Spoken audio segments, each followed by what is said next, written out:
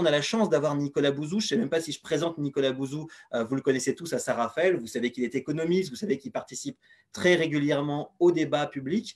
Et vous savez qu'il est auteur de nombreux livres, dont un dont on va parler plus spécifiquement ce soir, puisque Muriel Beyer nous a présenté tout à l'heure cette collection. Et après, ce livre, c'est Inventons la mondialisation de demain. Et bien sûr, Nicolas Bouzou, c'est aussi le président des Rencontres de l'avenir. Alors, Nicolas Bouzou, eh bien, on va ce soir discuter ensemble. Et j'aimerais tout de suite vous poser une première question. On a eu beaucoup de réflexions qui ont été faites sur le monde d'après. Et dans votre ouvrage, vous nous demandez, vous nous rappelez en tout cas, que cette mondialisation, ce n'est pas un phénomène nouveau et qu'il faut du coup se rappeler que c'est avant tout un phénomène culturel avant même d'être un phénomène économique. Est-ce que vous pouvez nous en dire un petit peu plus de ce sujet?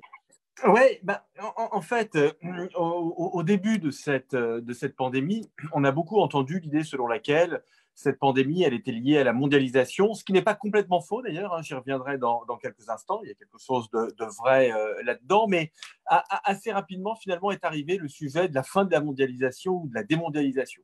C'est quelque chose d'ailleurs qu'on explique assez facilement d'ailleurs, hein.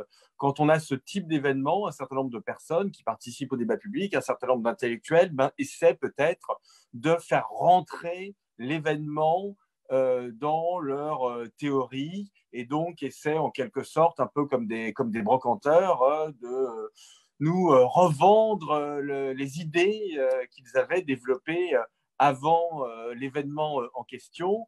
Et donc, ceux qui étaient les plus critiques de la mondialisation nous ont dit « Ah ben là, vous voyez, vraiment, on voit bien que la mondialisation, ça pose un problème. Et donc, d'une part, il faut démondialiser d'une façon ou d'une autre, mais de toute façon, d'autre part, on va aller vers une forme de démondialisation. » Alors, d'ailleurs, je ne prétends pas échapper complètement à ce biais cognitif, hein. Peut-être que moi-même, finalement, j'ai fait dire au virus un certain nombre de choses que je pensais avant même de connaître l'existence du coronavirus et des pangolins. Voilà, donc je pense que tout le monde peut faire de ce point de vue-là son autocritique, mais je pense que ce qui a été dit sur la mondialisation était en tout cas très largement excessif. En tout cas, les critiques les plus virulentes de la mondialisation étaient très, très excessives. Déjà, de quoi s'agit-il? Il s'agit d'une épidémie qui est extrêmement classique. Ce que je veux dire par là, c'est que des épidémies comme celle que l'on a connue et que l'on connaît peut-être encore, même si du point de vue sanitaire, les choses ont l'air de s'arranger rapidement. Mais en tout cas, ce type d'épidémie, c'est quelque chose qui est revenu très souvent au fur et à mesure du temps. On a eu des épidémies de ce type au XXe siècle, la grippe espagnole, par exemple. On en a eu au XIXe siècle avec des épidémies de choléra. Je consacrais récemment l'un de mes éditos du dimanche pour l'Express à Tocqueville. Et je ne savais pas que quand Tocqueville est rentré de son fameux voyage aux États-Unis, donc dans les années 30, quand il a rédigé de la démocratie en Amérique, hein, son livre le plus connu, avec son livre sur la Révolution française, eh bien, il y avait une épidémie de choléra à Paris. Et donc, Tocqueville s'est confiné et il a pu écrire la démocratie en Amérique. Mais au 19e siècle, il y a eu des épidémies. Et puis, il y a bien évidemment les épidémies très connues du Moyen-Âge, la peste, la lèpre, dont on parle un peu moins d'ailleurs, la lèpre, parce que j'espère que c'est ce qui va arriver avec le coronavirus. La lèpre a disparu toute seule sans qu'on sache bien pourquoi. Mais la peste, non, la peste n'a pas disparu toute seule.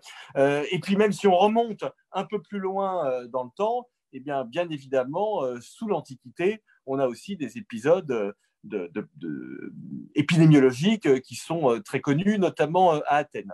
Et à chaque fois, d'ailleurs, ces épidémies, elles se diffusent géographiquement. Donc, ce qui est nouveau, c'est pas ça. Ce qui est nouveau, c'est pas une épidémie. Ce qui est nouveau, c'est sa rapidité.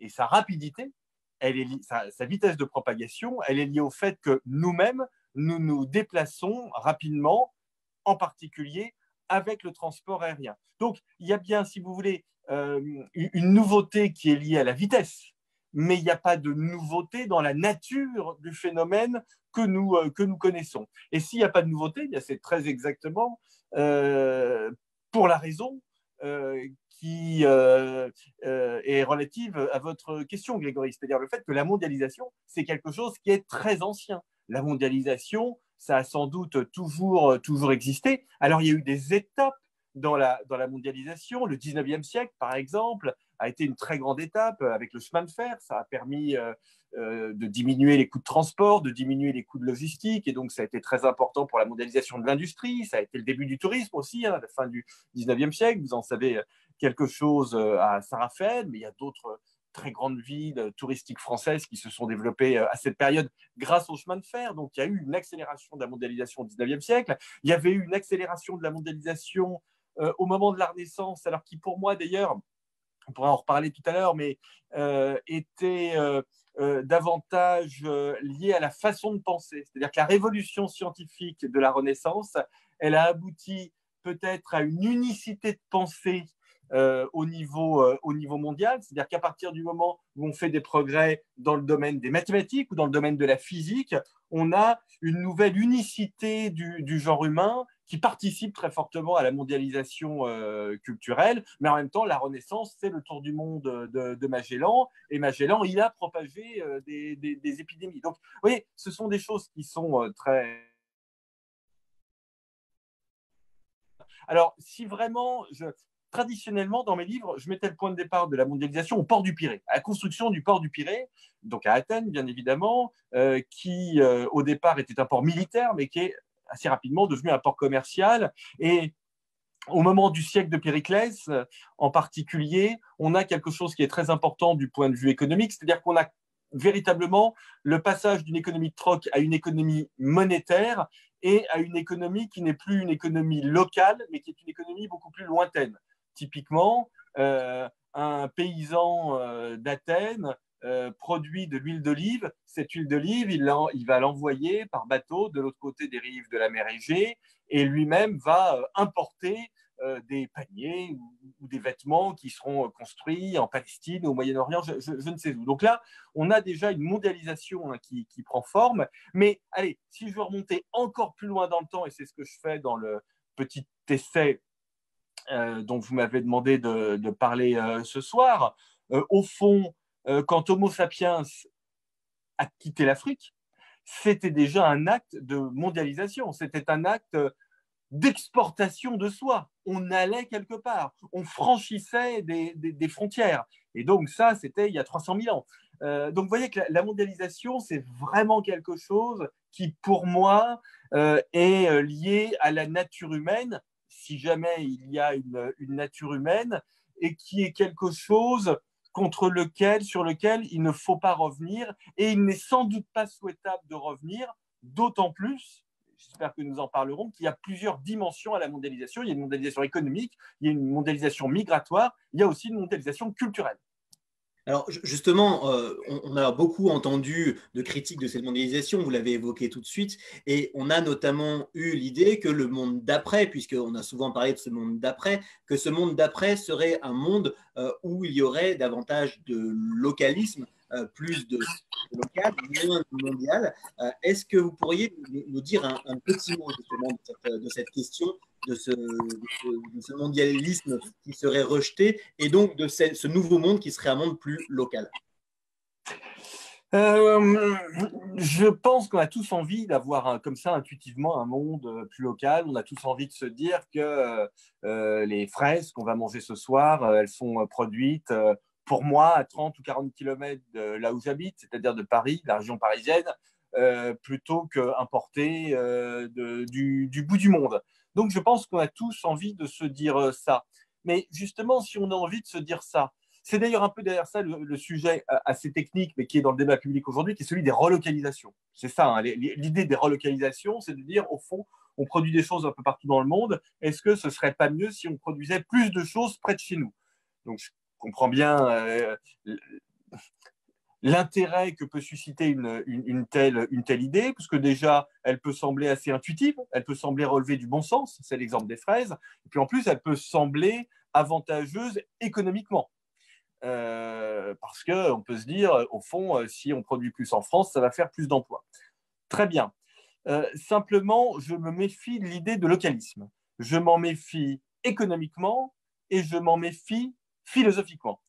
Je m'en méfie économiquement parce que si on produit tout un tas de choses éventuellement loin de chez moi, c'est qu'il y a une raison.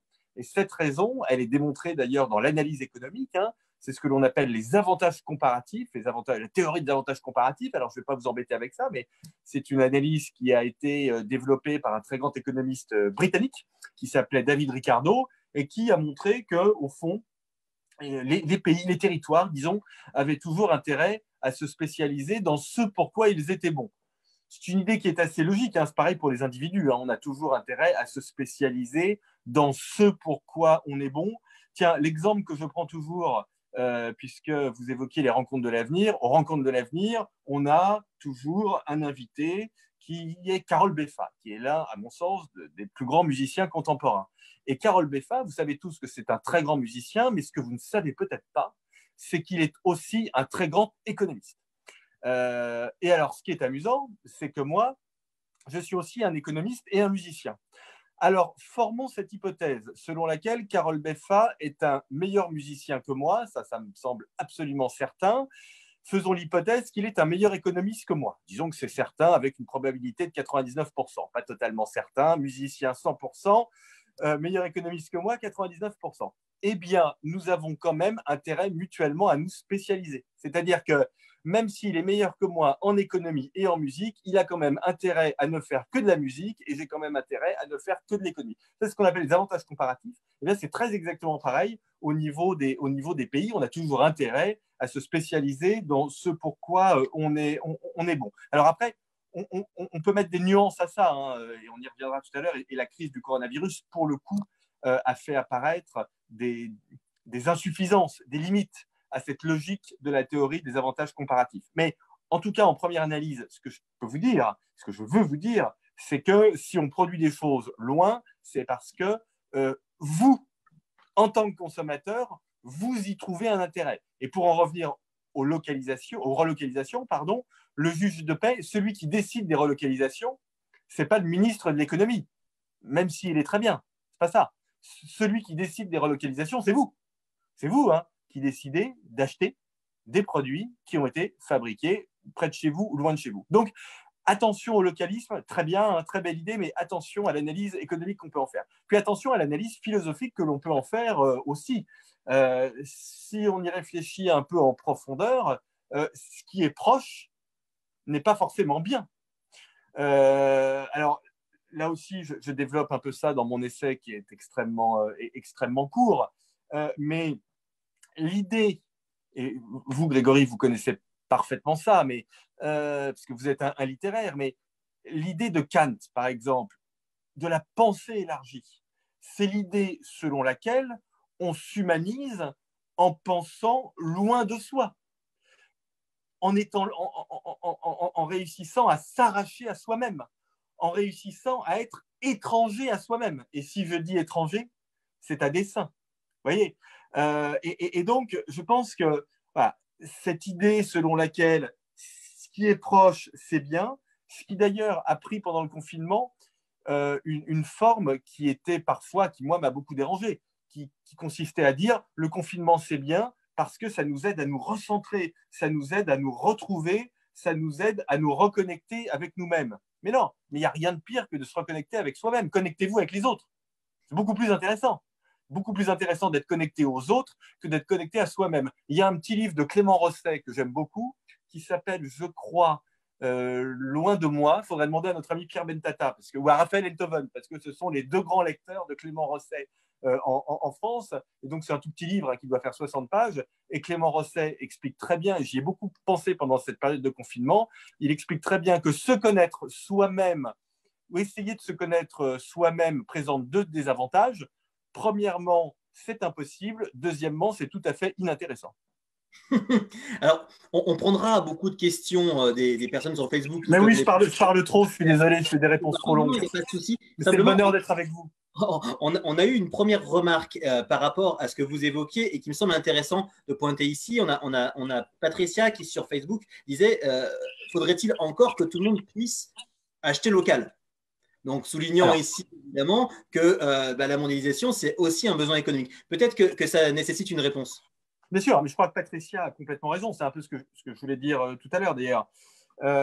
Alors, je vais le dire autrement pour compléter ce que j'ai dit tout à l'heure. Patricia a d'autant plus raison que malheureusement, cette crise du coronavirus génère une récession dont l'ampleur est inédite. Hein. On va perdre en France 10% de PIB cette année, c'est-à-dire 10% du revenu national. Hein. Le PIB, ce n'est pas quelque chose d'abstrait, c'est notre revenu agrégé, hein. C'est le revenu de tous les Français, de l'État, des entreprises. Et donc, ce revenu, il va baisser d'au moins 10% cette année. Et donc, il va y avoir des problèmes de pouvoir d'achat ces prochaines années, d'autant plus qu'on va avoir une montée du chômage. Et donc, la question du pouvoir d'achat et donc la question du prix de ce qu'on achète va devenir encore plus importante qu'elle ne l'était auparavant. Mais je compléterai la remarque de Patricia, donc, que je partage complètement, bien évidemment, en disant la chose suivante. Au fond, il y a une justification des relocalisations, mais ça n'est peut-être pas qu'une justification économique. On peut faire des relocalisations économiques en essayant de rapatrier éventuellement des productions sur le sol français. C'est possible, hein, en mettant en place ce qu'on appelle des usines 4.0, c'est-à-dire des usines avec des imprimantes 3D, du numérique, beaucoup de robots. On doit être capable de produire à des coûts à peu près équivalents aux coûts qui sont pratiqués dans les pays émergents et des productions de qualité. Bon, on pourra développer, mais ça doit être possible. Mais il y a une deuxième justification des relocalisations qui est peut-être la bonne à court terme et qui n'est pas une justification économique. C'est une justification en matière d'indépendance. Ce qu'on a découvert pendant la crise du coronavirus, et ça c'était quand même important de l'avoir sous les yeux, c'est que nous ne disposions pas d'un certain nombre de produits actifs. 90% de la pénicilline, par exemple, qui est l'un des antibiotiques les plus utilisés dans le monde, 90% de cette pénicilline, elle est produite en Chine. Est-ce que c'est un problème économique? Pas forcément, parce qu'on peut produire autre chose que de la pénicilline. Est-ce que c'est un problème, en matière d'indépendance sanitaire? Ah oui, honnêtement, je pense qu'on peut à peu près tous s'accorder pour dire que oui, c'est un problème en matière d'indépendance sanitaire. Et donc, nous aurions peut-être intérêt à avoir une loi qui fasse en sorte que nos producteurs soient obligés de produire un petit peu, dans le secteur de la pharmacie, par exemple, nos grandes entreprises pharmaceutiques, qu'elles soient obligées de faire un petit peu de pénicilline sur le sol français. On a à peu près le même type de dispositif pour protéger l'actionnariat des entreprises, hein, ce que l'on appelle en France les secteurs stratégiques. Dans un secteur comme le secteur de la défense, par exemple, eh bien, des entreprises étrangères ou des fonds de pension ou des compagnies d'assurance étrangères ne peuvent pas faire ce qu'elles veulent sur le capital des entreprises françaises, pour des raisons qui ne sont pas des raisons économiques, hein, mais qui sont des raisons liées à l'indépendance. Ben, on peut imaginer la même chose en matière de production. Alors, en revanche, il ne faut pas tout relocaliser, bien évidemment. Il faut essayer de faire les choses intelligemment. Il faut se dire, on le fait quand vraiment on pense que c'est très, très, très important de produire en France pour des raisons d'indépendance. Mais même là, il faut faire attention, parce qu'on m'a beaucoup dit, c'est un truc une question qui est revenue, une remarque qui est revenue 30 fois ces derniers jours. On dit, il faut qu'on rapatrie des usines de masques, parce qu'on n'avait pas assez de masques. Mais non. Pourquoi est-ce qu'on n'avait pas assez de masques? Pas parce qu'on ne produisait pas de masques, mais parce qu'on n'en a pas acheté suffisamment et parce qu'on ne les a pas stockés. Je ne critique pas ça d'ailleurs, hein. Je ne suis pas ministre de la Santé, je ne sais pas ce que j'aurais fait si j'avais été ministre de la Santé. Donc, mais ce n'est pas parce qu'on ne produit pas de masques. On peut avoir Moi, j'ai des masques aujourd'hui chez moi, j'en ai une dizaine dans la pièce d'à côté, je ne les ai pas produits moi-même, hein. Je les ai achetés. Bon, donc c'est pareil au niveau d'un pays. Et puis, rapatrier des usines de masques, très bien. Mais si le prochain virus, ce n'est pas un virus respiratoire, si c'est un virus intestinal, je ne sais pas de quoi on aura besoin, d'ailleurs, je ne suis pas compétent, mais je ne suis pas sûr qu'on va manger des masques.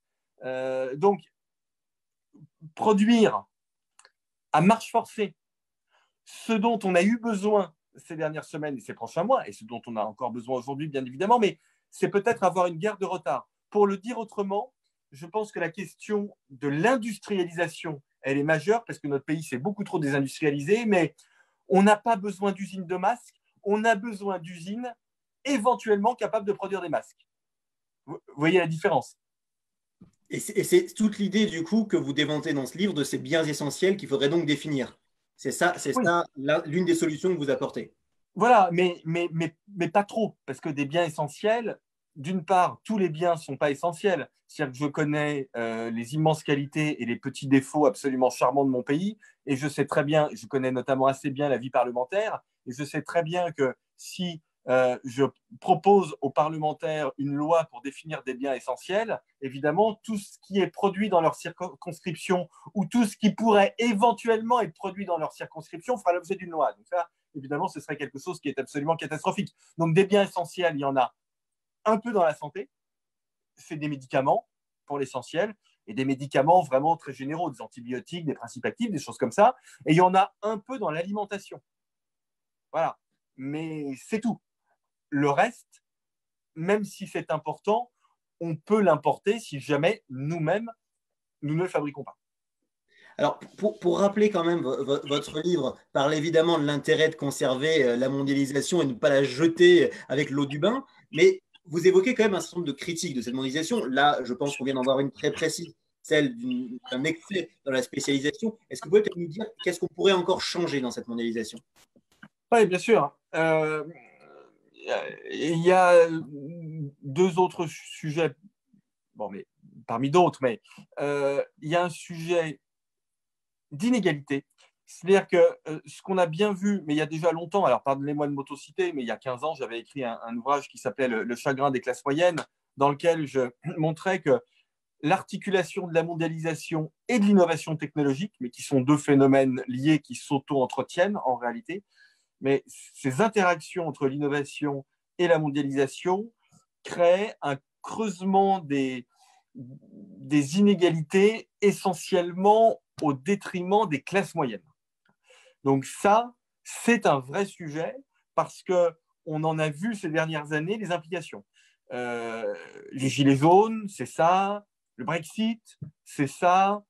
Euh, L'élection de Donald Trump ou la montée des populismes en règle générale, qui est quelque chose que je combats très fortement, c'est ça. Donc on en voit les implications. Euh, En France, moins qu'ailleurs, parce que nous avons un système de redistribution fiscale qui est extrêmement puissant. Je rappelle que la France est le pays qui, de tous les pays de l'OCDE, est celui d'une part qui a le taux de prélèvement obligatoire le plus élevé et le taux de redistribution le plus élevé, et ce qui donne d'ailleurs des résultats qui sont plutôt bons sur les inégalités, puisqu'on a aussi un taux d'inégalité qui est assez bas. Il faudrait aller plus loin dans l'analyse, hein, parce qu'on a moins d'inégalités qu'ailleurs, mais ce que certains appellent l'ascenseur social et que moi j'appelle l'escalier social, parce que je pense qu'il n'y a pas d'ascenseur, puis j'aime pas les ascenseurs, mais cet escalier social, il est un peu étroit, si vous voulez. Donc là, il y a un vrai sujet, c'est-à-dire qu'on a des inégalités qui sont modérées, mais les plus fragiles de nos concitoyens ont quand même de très grandes difficultés à sortir de leur situation de fragilité. Mais ça passe sans doute pas par davantage de redistribution, parce que je pense qu'on est allé très loin dans cette, dans cette logique, mais ça passe, et c'est une réponse à la question que vous posez, Grégory, ça passe par une amélioration, par exemple, fondamentale de notre système de formation. Et là, d'ailleurs, je le dis au passage, je ne l'avais pas dit dans mon essai, parce qu'il ne portait pas là-dessus, mais je suis très inquiet, c'est un message vraiment que je fais passer partout, je suis très inquiet de ce trimestre en moins pour un certain nombre d'élèves, pas pour tous, parce que les enseignants ont fait un travail absolument remarquable ces 3 derniers mois, mais malheureusement, on a quand même perdu 5 à 10 des élèves.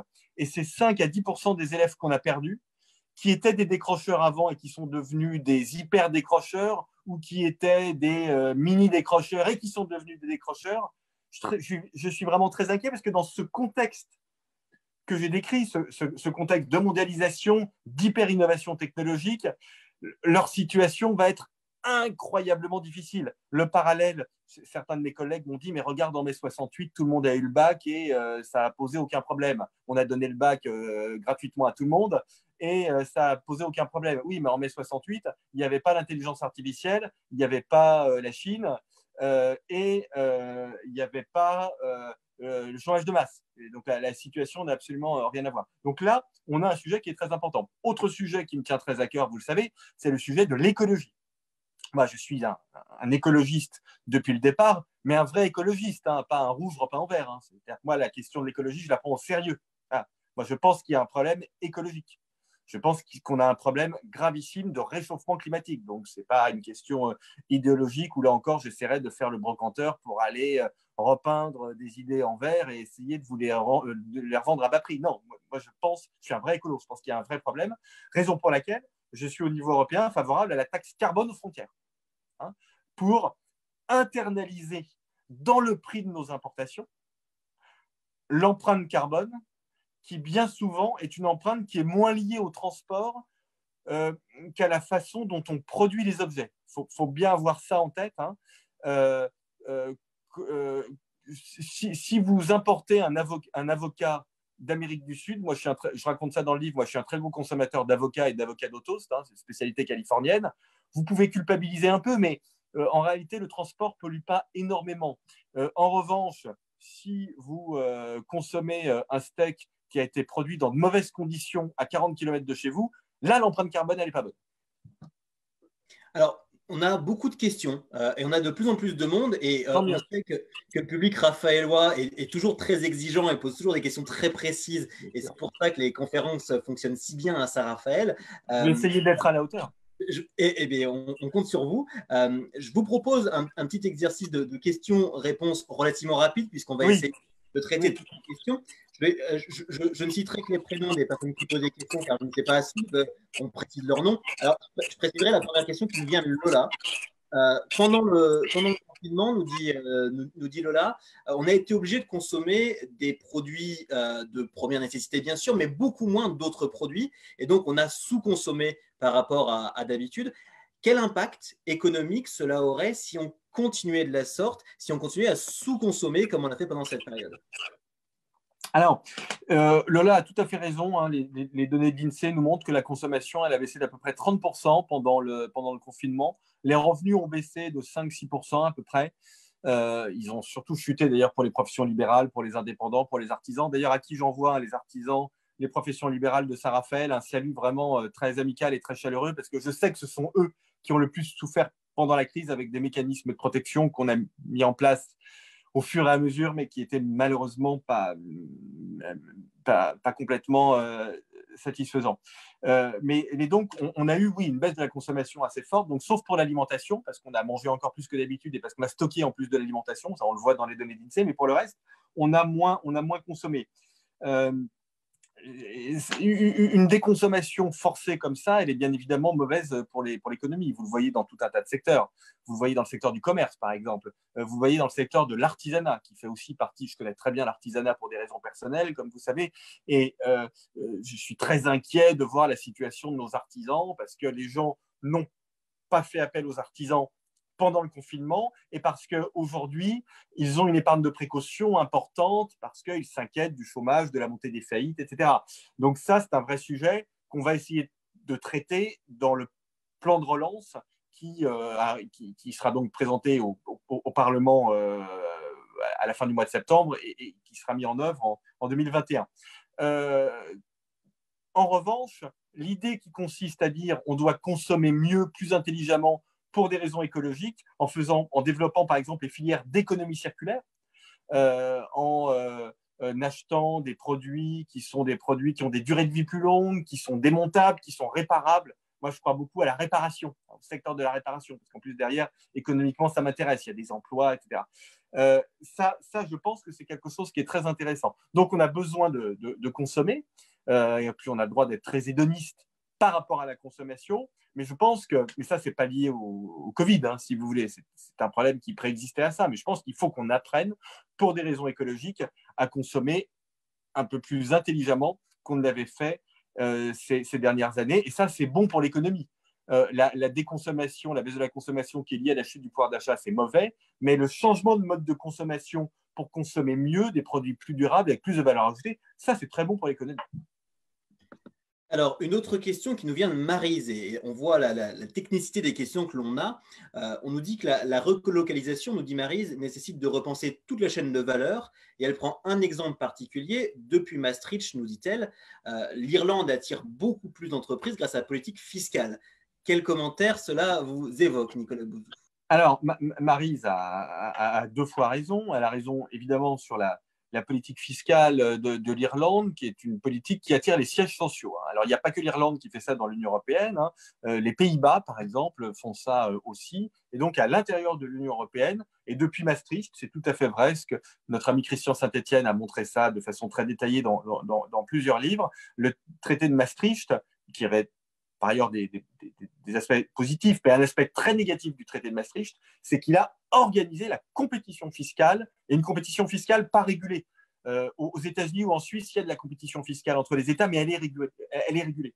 Dans l'Union européenne, elle est assez peu régulée, et ça, bien évidemment, c'est un vrai sujet qui ne doit pas se traiter, à mon avis, par davantage de compétition fiscale, mais qui doit se traiter, au contraire, par une harmonisation fiscale, et donc par plus d'Europe. Je dis ça au passage parce que ça n'est bien évidemment pas le cas de Maryse, j'imagine, mais un certain nombre de gens qui critiquent ce type de dysfonctionnement de l'Union européenne disent « Ah bah du coup, il faut en sortir. » Si vous en sortez, c'est pire. Alors si vous en sortez, là, il n'y a plus aucun espoir de régulation. Donc le seul espoir de régulation, c'est au contraire d'aller vers davantage d'intégration économique et politique au niveau de l'Union européenne. Et là où je suis aussi d'accord avec Maryse, c'est qu'au fond, on parle de relocalisation, parce que moi, tout le monde me parle de relocalisation, donc je me mets aussi, je m'inscris dans les termes du débat public. Mais la vraie question, la première question, c'est pas celle-là. La première question, c'est celle de la réindustrialisation. C'est-à-dire, comment on mène une politique industrielle au niveau européen, une politique fiscale, une politique de soutien aux entreprises au niveau des régions, qui va nous permettre de développer une industrie française. Voilà. C'est ça le sujet, beaucoup plus que celui des relocalisations. On a beaucoup d'autres questions et merci de se prêter, Nicolas, à ces questions-réponses courtes. Alors, comme je l'évoquais au début pour tout le monde, ceux qui n'ont pas Facebook et qui nous regardent ce soir en direct sur Facebook ont la possibilité de poser leurs questions par mail puisqu'ils ne peuvent pas les poser en commentaire. Donc, vous envoyez simplement un email à avenir@ville-sarafael.fr. Et dans ce contexte-là, on a reçu plusieurs questions ce soir. Et je voudrais donc vous poser une question qui nous vient de Laurent. Laurent nous dit que selon lui, et je suis à peu près certain que vous ne serez pas d'accord, Nicolas, selon lui, cette crise a montré que le protectionnisme était plus efficace que le mondialisme. Je pense que cette question devrait, à mon avis, vous faire réagir. Avec Laurent, pour deux raisons. Bon, la première raison, mais il faudrait que j'en parle avec Laurent parce que ce que je fais est très mal élevé puisque je lui donne un contre-argument alors que lui-même n'est pas en face de moi. Mais cette crise, et j'ai vraiment ces dernières semaines, j'ai eu la chance de rencontrer sur les plateaux de télévision les plus éminents spécialistes, médecins, etc., qui m'ont tous expliqué que la crise venait de pratiques alimentaires ancestrales sur certains marchés chinois qui ont donc assez peu à voir avec notre modernité et avec les flux commerciaux tels qu'ils sont organisés aujourd'hui. Donc, je ne pense pas que la crise sanitaire en elle-même, mais je ne fais que redire ce que l'on m'a expliqué, ce que m'ont expliqué les spécialistes de ces sujets, ce qui n'est pas mon cas. Mais personne ne m'a expliqué que la mondialisation en tant que telle était responsable. En revanche, ce qui est vrai, mais je ne suis pas sûr que c'est ce que Laurent avait en tête, mais je l'ai dit tout à l'heure, c'est que la circulation extrêmement rapide des personnes a servi de vecteur à la propagation très rapide de l'épidémie. Mais ce virus, il vient d'un pangolin cru. Bon, voilà, donc c'est comme ça. La deuxième chose, c'est que je ne pense pas que le protectionnisme nous serait d'une aide quelconque aujourd'hui. Et pour le voir, il suffit de regarder ce qui s'est passé aux États-Unis ces dernières années, puisque l'administration Trump a mené une politique protectionniste d'augmentation des droits de douane. Qu'est-ce qu'on a vu? On a vu que ça avait augmenté les prix pour le consommateur américain, et en particulier pour les classes moyennes américaines, qui ont donc vu leur situation se dégrader en raison de cette augmentation des prix des produits importés. Mais ce que l'on a vu aussi, c'est que ça avait été mauvais pour certains secteurs de l'économie américaine. Parce que quand vous taxez l'aluminium, c'est éventuellement un peu bon pour les producteurs d'aluminium américains, mais pour les producteurs de voitures américains, c'est très mauvais. Parce qu'eux, ils achètent de l'aluminium plus cher. Et pour les promoteurs, les constructeurs de maisons, de logements, ils utilisent aussi beaucoup d'aluminium. Pour eux, c'est mauvais. Alors, pour traiter ce sujet, j'ai invité, je fais un peu de publicité pour les prochaines rencontres de l'avenir, j'ai invité Emmanuel Combe, qui est le plus grand spécialiste français du commerce international et qui a mené des études extrêmement précises là-dessus et qui a consulté l'ensemble de la recherche académique sur ce sujet et qui viendra répondre dans les détails les plus techniques à Laurent. Alors c'est intéressant que vous évoquiez ça parce qu'on a eu une question justement. Sauf erreur, elle venait de Magali qui elle aussi avait posé sa question directement sur avenir@ville-sarafael.fr et Magali vous demandait si à tout hasard vous aviez des scoops pour les prochaines rencontres de l'avenir à nous partager ce soir. Alors oui, mais je ne les donnerai pas parce que je ne veux pas que vous soyez déçus. C'est-à-dire que je pourrais vous donner des scoops, mais en même temps, si jamais la programmation change un peu, voilà, c'est difficile pour moi d'annoncer des choses si tôt à l'avance. Ce que je peux vous dire, c'est que ce sera, je crois, vraiment l'événement le plus important de l'après-coronavirus. Alors déjà, ce sera le premier, alors ça on n'y peut rien, hein, c'est le calendrier qui est comme ça, mais ce sera le premier grand événement intellectuel. Alors quand je dis de l'après, je touche du bois, etc. Hein, parce que bien évidemment, on n'en sait rien. Mais enfin, si les choses... Alors, je mets énormément, je ne veux pas nous porter malheur, hein, mais si la situation continue de s'améliorer, ce sera le premier grand événement intellectuel de l'après-coronavirus. Et donc ça, c'est la première chose. Et la deuxième chose que je peux vous dire, et qui me fait très plaisir, et donc je remercie encore la ville de Saint-Raphaël de nous accueillir tous les ans, mais ce qui me fait très plaisir, c'est que tout le monde veut venir. Voilà, tout le monde veut venir intervenir à ces rencontres parce qu'on a créé un climat qui est un climat de réflexion mutuelle. C'est ça ce qui est important. C'est-à-dire que c'est vraiment une famille intellectuelle et j'espère que c'est intéressant pour vous, public, mais il se trouve que c'est aussi intéressant pour nous parce que ces discussions, malheureusement, au fur et à mesure de l'année, on ne les a pas suffisamment. Allez, alors je vous donne quand même un exemple concret. J'étais il y a quelques jours au téléphone avec le gouverneur de la Banque centrale européenne, Jean-Claude Trichet. Et Jean-Claude Trichet m'a dit, mais bien sûr que je viens à Saint-Raphaël, évidemment, parce que je veux que nous ayons cette discussion. On sera à un moment très important en novembre. Jean-Claude Trichet, hein, il s'exprime très peu. Vous le voyez très peu dans la presse. C'est pourtant l'un de ceux qui a eu les plus grandes responsabilités, notamment en 2008, au niveau mondial. Hein.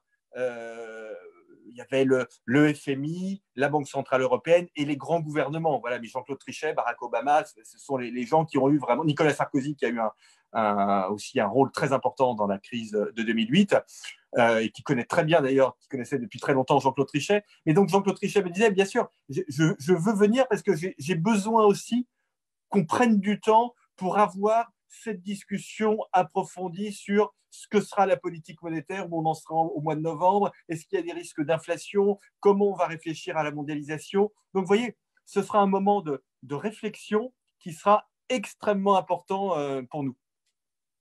Alors, les questions sont toujours nombreuses. On a Laïla qui a posé deux questions. Alors, l'une n'était peut-être pas vraiment une question, mais je vais me permettre de vous la formuler comme telle.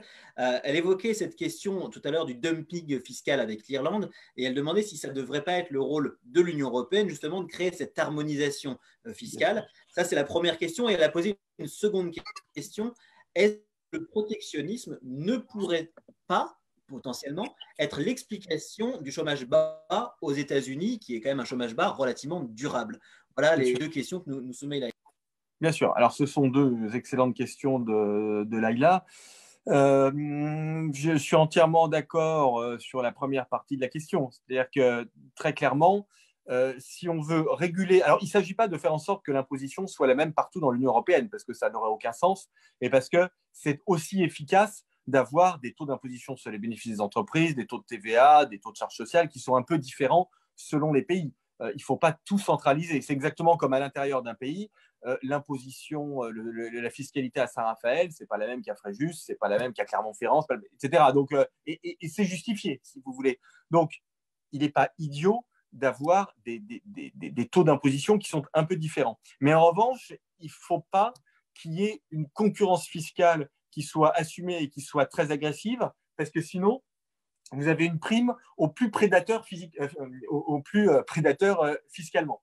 Et c'est ce qui aujourd'hui est en train de se passer dans l'Union européenne. Et donc, il faut qu'on arrive, mais c'est un travail qui est en cours, il faut qu'on arrive à avoir, par exemple, sur l'imposition sur les bénéfices, un taux minimal d'imposition sur les bénéfices. La France, d'ailleurs, au passage, ne serait pas très mal placée, parce qu'il a pas mal diminué, il est plutôt sur une pente baissière ces dernières années.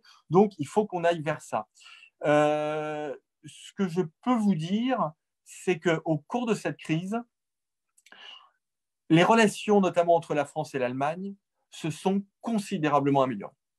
Non pas qu'elles aient été mauvaises avant la crise, mais vraiment, et ça je peux en témoigner, je peux vous dire que les discussions, notamment sur les questions des plans de soutien qui ont été annoncés, il y a eu l'Union européenne, comme toujours pendant les crises, malheureusement, a mis du temps à démarrer, mais après, elle a fait le job et elle a annoncé des soutiens très importants. Alors, ce sont des choses un peu techniques, je ne vais pas vous embêter avec ça, mais le rôle de la Banque européenne d'investissement, le soutien au dispositif de chômage partiel, le plan de relance, là, 750 milliards d'euros, qui est en train d'être travaillé et qui transitera d'ailleurs peut-être par les régions des différents pays de l'Union européenne. Bon, je pense que tout ça est très bien. Et la France et l'Allemagne ont joué un rôle d'impulsion très important. Et puis, on peut peut-être reconnaître quelque chose, parce qu'en France, on critique souvent la France, mais j'espère qu'il n'y a pas d'Allemands, d'amis allemands qui nous regardent et qui pourraient prendre mal ce que je vais dire. Mais l'Allemagne s'est plutôt alignée sur la position française. Voilà, les choses se sont plutôt faites dans ce sens-là, et il y a eu une coordination assez importante et assez remarquable entre la France et l'Allemagne. Aussi au niveau régional. Alors tiens, vous vouliez un scoop, mon ami, alors quelqu'un que j'aime beaucoup et qui est quelqu'un qui a joué un rôle majeur pendant cette crise, majeur, que les Français ont découvert, Jean Rotner, le président du Grand Est, qui est quelqu'un que j'adore, sera là. Voilà. Il viendra à Saint-Raphaël pour nous, et on aura cette discussion. Alors c'est quelqu'un vraiment qui n'était pas très connu avant la crise et que tous les Français connaissent maintenant, parce que le ciel lui est tombé sur la tête et il a eu à gérer une situation mais abominable. Enfin, j'ai beaucoup eu cette conversation avec lui, vraiment très compliquée. Et le Grand Est est en train de se relever magnifiquement du point de vue sanitaire et du point de vue économique, et j'aide d'ailleurs cette région, mais elle est en train de se relever de cette situation qui a été absolument catastrophique. Et d'ailleurs, alors là, je ne peux pas trop m'avancer, mais je pense que nous aurons aussi un ministre allemand qui viendra aussi nous rendre visite pour nous expliquer justement comment cette coopération se passe. Et un tout petit mot sur le protectionnisme pour finir de répondre à Laïla. Le taux de chômage aux États-Unis est très bas. Laïla, alors, pas en ce moment, là, il est très élevé. Il est beaucoup plus élevé qu'en France au moment où on se parle, mais avant la crise, il était très bas. Mais il était très bas avant l'arrivée du président Trump. Je ne dis pas du tout ça par anti-Trumpisme primaire, c'est pas du tout ça. Mais c'est factuel. Le taux de chômage était déjà très bas avant la politique qui est menée par l'administration de l'actuel président. Alors, on a une question qui nous vient de Marie-Odile, dont je ne dirai pas le nom, mais je vais quand même me permettre de préciser qu'il s'agit d'une journaliste. Comme ça, vous le saurez, Nicolas. Marie-Odile vous interroge sur les questions de l'économie circulaire. Est-ce que cette crise est l'occasion de relancer ce concept d'économie circulaire? Ah oui, je pense. Je pense et j'y suis très favorable. Écoutez, pendant le confinement, vous n'avez pas géré un peu différemment vos courses. Moi, comme je n'allais pas dans les magasins, ou très peu, je les ai très bien. Je faisais très attention de ne pas gaspiller, de bien respecter les dates limites de consommation. Et alors, je vais vous raconter un truc, mais je l'ai déjà raconté plein de fois. Je suis désolé pour ceux qui ont la gentillesse de me suivre, mais j'ai appris à faire un truc super. J'ai appris à fabriquer des filtres à café. Alors ça, c'est vraiment de l'économie circulaire. J'ai fait des filtres à café en tissu. Bon, c'est pas moi qui les ai faits, on les a fait en famille. Mais alors c'est absolument formidable. J'ai plus du tout besoin de filtres à café jetables. Ça marche drôlement bien. Et alors ça, c'est de l'économie circulaire. On est typiquement dans l'économie circulaire. Et donc je pense que il y a quand même des habitudes, si vous voulez, qui ont pu se prendre pendant cette période. Après, l'économie circulaire, c'est pas de la décroissance. L'économie circulaire, c'est très compliqué. L'économie circulaire, c'est dès le stade de la recherche et développement, inventer, concevoir des produits qui vont avoir une durée de vie très longue qui vont pas être soumis à l'obsolescence programmée. Ce sera des produits qu'on pourra réparer, qu'on pourra démonter, dont on pourra réutiliser des parties.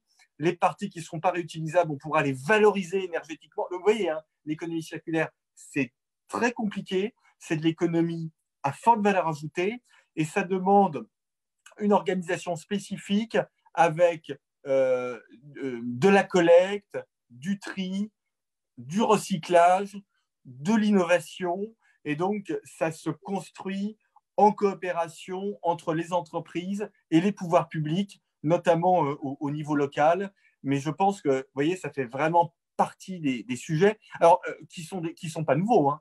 L'économie circulaire, ça existe depuis longtemps et dans certains secteurs, comme dans le papier, par exemple, on recycle déjà la moitié des papiers. Hein. Donc, on fait déjà. Mais on peut aller beaucoup plus loin. Alors justement, en parlant d'idée qui n'est pas nouvelle, mais qui peut-être a trouvé un nouvel essor avec cette crise, Lola nous interroge sur la question de la taxe Tobin. Est-ce que ce n'est pas l'occasion de la ressusciter, cette taxe Tobin? Alors, je rappelle ce que c'est la taxe Tobin. Hein. La taxe Tobin, c'est l'idée qui consiste à taxer toutes les transactions financières. Et comme il y a énormément de transactions financières, avec des taux très faibles, on récupère énormément d'argent. Alors, le problème de cette taxe Tobin, c'est que le monde financier, il est unique. Il y a un monde financier. Et pour que cette taxe Tobin soit opérationnelle, il faudrait que tous les pays du monde et toutes les grandes classes financières soient d'accord pour mettre en place cette taxe Tobin, pardonnez-moi. Or, je n'en ai pas parlé avec le gouvernement de Singapour, mais je pense qu'on aurait un peu de mal à les convaincre. Et même si on réussit à convaincre le gouvernement de Singapour, je ne sais pas si dans les îles anglo-normandes, ils sont très ouverts à cette idée de taxe Tobin. Donc, l'idée est excellente du point de vue intellectuel. Hein, et James Tobin est l'un des plus grands économistes du XXe siècle. Donc, l'idée, elle est très bonne du point de vue fiscal et même du point de vue macroéconomique parce qu'elle permet de ralentir, alors là, je ne vais pas rentrer dans les détails techniques, mais elle permet de ralentir les flux financiers et donc elle diminue la hauteur, l'amplitude des cycles économiques. Donc, c'est très intéressant. Mais il y a une vraie difficulté de faisabilité pratique. Il ne suffit pas que la France et même que l'Union européenne des États-Unis et la Chine soient pour que ça se fasse. Il faut que 150 pays soient pour. Voilà, ça c'est compliqué. Dans cette logique, on voit quand même que les réflexions sont très abouties chez les personnes qui nous écoutent et que cette crise a été très réfléchie. On a eu cette question de l'économie circulaire, de la taxe Tobin, et on a Patricia qui nous pose une question, mais finalement, comment est-ce qu'on peut expliquer qu'aujourd'hui, on ait encore autant de suremballage dans les supermarchés, dans le contexte qu'on vient d'évoquer? Alors, là, Patricia me pose une colle et avec peut-être un niveau de technicité qui est trop important pour moi parce que je ne suis pas un spécialiste de la question des emballages dans les supermarchés. Il se trouve néanmoins que parmi mes activités, je dirige une entreprise qui s'appelle Asterès qui travaille pour le secteur des plastiques souples. Donc, je connais quand même malgré tout un tout petit peu ce secteur. Ce que je sais, c'est que pour conditionner de l'alimentation, le plastique est souvent le meilleur isolant et le meilleur conservateur. Donc, pour l'instant, on n'a pas forcément de substitut au plastique. Et ce que je sais aussi, et ça je peux en témoigner parce que ce sont des gens que je connais, c'est que dans la filière plastique, qui est une filière qui n'a peut-être pas très bonne réputation, mais dans la filière plastique, ces problématiques d'économie circulaire, elles sont très travaillées. Il y a énormément d'investissements là-dedans. Mais, je le disais tout à l'heure, quand je parlais des relocalisations, dans une économie de marché, celui qui décide, c'est le consommateur. D'accord ? Donc, les plastiques, il ne faut pas en jeter. Alors, je sais qu'à Saint-Raphaël, il n'y a pas du tout ce problème, mais moi, dans les endroits que je fréquente où les gens ont un niveau de civisme qui est parfois un petit peu moins important que les Raphaélois, je vois quelque chose qui me scandalise en ce moment. Je vois des masques jetés par terre dans les rues. Vous voyez ? Alors ça, ce n'est pas possible. Et ça, il ne faut pas faire de grands discours sur le manque de masques ou sur le monde d'après quand les masques, on n'est pas capable d'ouvrir une poubelle et de les mettre dedans et qu'on les jette dans la rue. Vous voyez ? Ça, ce n'est pas possible. Donc ceux qui font ça, ce n'est pas bien. Et si j'en avais le pouvoir, d'ailleurs, ceux qui jettent des masques, moi, ce serait une amende de 50 €. Voilà. Alors, on a une question qui nous vient de Christian Christian qui pose une question à laquelle vous n'avez pas 4 heures pour répondre, mais qui nécessiterait peut-être 4 heures. Les cycles économiques ont-ils disparu? Alors, c'est une excellente question de Christian. Les cycles économiques ont peut-être disparu. C'est un sujet qui est vraiment un sujet de recherche au niveau académique. C'est vrai que traditionnellement, en tout cas depuis le 19e siècle, je ne vais pas remonter trop loin dans l'histoire, mais depuis le 19e siècle, on avait ce qu'on appelait alors pour ceux qui ont fait des études d'économie, on avait ce qu'on appelait des cycles des affaires ou des cycles Juglar, du nom de l'économiste français, d'ailleurs Clément Juglar, qui avait alors lui, il avait juste identifié les cycles, hein, il n'en avait pas trouvé les causes, mais il avait identifié ces cycles de 5, 6, 7 ans qui revenaient comme ça périodiquement. C'est vrai que ces dernières années, on n'a pas eu ça, mais on n'a pas eu ça aussi parce qu'on a eu une bousculade d'événements technologiques, géopolitiques, sanitaires qui viennent bousculer l'économie. C'est-à-dire que le 11 septembre 2001, ça a bousculé l'économie du point de vue géopolitique. La crise financière de 2008, qui est pas un cycle juglar traditionnel, ça a bousculé l'économie. La montée de la troisième révolution industrielle, hein, donc la convergence du numérique, de l'intelligence artificielle, des robots, des imprimantes 3D, des biotechnologies, ça a bousculé l'économie. Le Covid, ça bouscule l'économie. Donc, vous voyez, on a plein de chocs qui arrivent comme ça sur l'économie, qui heurtent l'économie, qui déforment le fonctionnement de l'économie et qui rendent plus difficile qu'auparavant l'identification de régularité économique. On a une autre question qui nous est parvenue par mail. Une fois encore, ceux qui n'ont pas Facebook peuvent regarder ces rencontres, mais ces conférences de l'avenir, mais doivent poser leurs questions par mail. C'est Jean-Paul qui nous interroge. Alors, il n'a pas précisé exactement de quoi il retournait, mais il nous interroge sur vos récentes positions sur l'hôpital et la nécessité de libérer l'hôpital. Est-ce que vous pouvez nous en dire un petit mot? Oui, absolument. Oui, alors, ça fait très longtemps que je travaille sur l'hôpital. Deux choses. L'hôpital manque de moyens, ça c'est très clair. Alors, il y a beaucoup d'argent dans l'hôpital, hein, 85 milliards d'euros, mais il est clair que ces dernières années, les budgets hospitaliers n'ont pas progressé aussi vite que les besoins. Et les besoins, ils sont liés à l'augmentation de la population, ils sont liés au vieillissement de la population, ils sont liés au fait qu'on a certaines maladies qui se développent, hein, les maladies chroniques, les Alzheimer, les cancers, etc. Donc, on voit qu'on a d'un côté des besoins qui augmentent et des budgets qui ont augmenté, mais pas aussi vite que les besoins. Et du coup, ça aboutit à des effectifs qui sont insuffisants à l'hôpital. Donc, il y a très clairement ce sujet des moyens, mais qui n'épuise pas la totalité du sujet. Il y a aussi un sujet d'organisation. Et ce sujet d'organisation, il est lié, mais là, c'est ce que m'expliquent tous les directeurs d'hôpitaux et les personnels soignants, il est lié à une suradministration de l'hôpital, à une surbureaucratisation de l'hôpital. Vous voyez, par exemple, si on prend l'Allemagne, c'est vrai qu'on a beaucoup regardé ce qui se passait en Allemagne, puisque la gestion de la crise sanitaire, apparemment, je suis toujours prudent, hein, parce que j'attends d'avoir toutes les statistiques, et je suis un garçon relativement rigoureux, mais apparemment, la crise sanitaire a été mieux gérée en Allemagne qu'en France. Bon, on en fera le point dans quelques années, mais on a quand même regardé de près ce qui se passait en Allemagne, et on s'est aperçu que les dépenses de santé en Allemagne, rapportées au PIB, c'est à peu près la même chose que les dépenses de santé en France, donc c'est pas ça qui est le principal facteur explicatif. En revanche, ce que l'on voit, c'est que en proportion de la totalité du personnel, il y a beaucoup plus de personnel soignant en Allemagne qu'en France. En France, les personnels administratifs, c'est 35% d'un hôpital. En Allemagne, c'est 22%. Et donc, ça fait une différence qui est vraiment une différence colossale.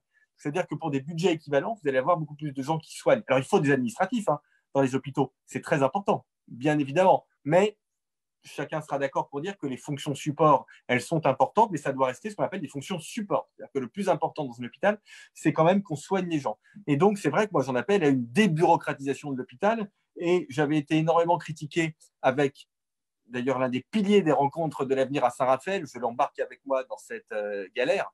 Pas de Saint-Raphaël, hein, mais des critiques qu'on a subies, qui est Guy Valencien, qui est un très grand chirurgien, un très grand médecin, mais qui avait développer le concept d'hôpital-entreprise.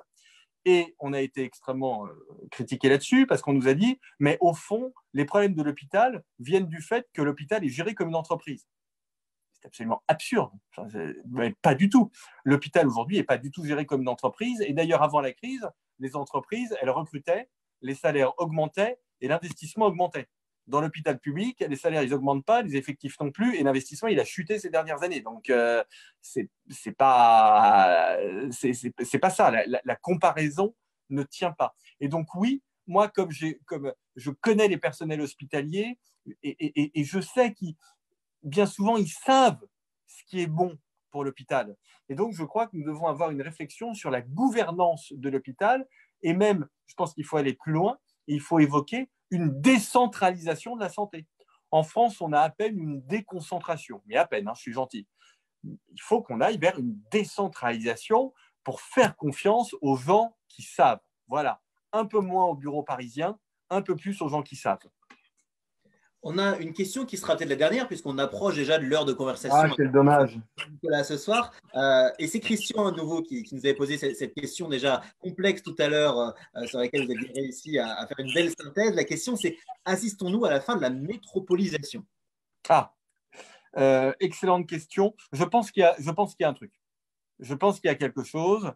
La métropolisation, elle était liée à la troisième révolution industrielle, hein, c'est-à-dire que ce que l'on voit dans tous les pays du monde, c'est que cette économie du numérique, de l'intelligence artificielle, cette économie de la connaissance, elle a tendance à faire en sorte que la richesse va à la richesse, le savoir va au savoir. Et donc, du coup, on a des phénomènes de concentration extrêmement importants dans les villes avec ce phénomène de métropolisation qu'on connaît bien en France. Alors, comme en France, on ne construit pas beaucoup de logements, ce phénomène de métropolisation, il se traduit essentiellement par une augmentation des prix de l'immobilier dans le centre des métropoles, les prix de l'immobilier dans le centre de Bordeaux, dans le centre de Toulouse, dans le centre de Paris, bien évidemment, alors que dans d'autres pays, en particulier en Chine ou dans certaines villes américaines, ça se traduit plutôt par une augmentation de la population. Hein. Shenzhen, 20 millions d'habitants, Shanghai, plus de 20 millions d'habitants, Pékin, plus de 20 millions d'habitants. Donc, phénomène de métropolisation. La crise du Covid-19, elle a accéléré considérablement le télétravail, par exemple. Elle a accéléré considérablement le commerce à distance. Et donc, finalement, on peut se dire que la question du temps pour rejoindre les centres-villes va peut-être avoir ces prochaines années un peu moins d'importance que la question de la taille de l'habitat, du fait d'avoir un jardin. Et donc, je suis assez séduit par cette idée selon laquelle, au fond, dans ce que le Covid-19 a changé, ou plus exactement dans ce qu'il a accéléré, il y aurait cette idée d'un logement, d'une appétence un peu moins forte pour des logements collectifs et un peu plus forte pour des logements individuels, un peu moins forte pour les centres-villes de métropole et un peu plus forte pour les banlieues agréables à vivre ou pour les villes de province agréables à vivre. Et donc, je suis assez séduit par l'idée d'un deuxième âge de la métropolisation, qui ne serait pas une démétropolisation, mais qui serait un rééquilibrage territorial, mais qui ne se fait jamais tout seul. Hein. D'accord ?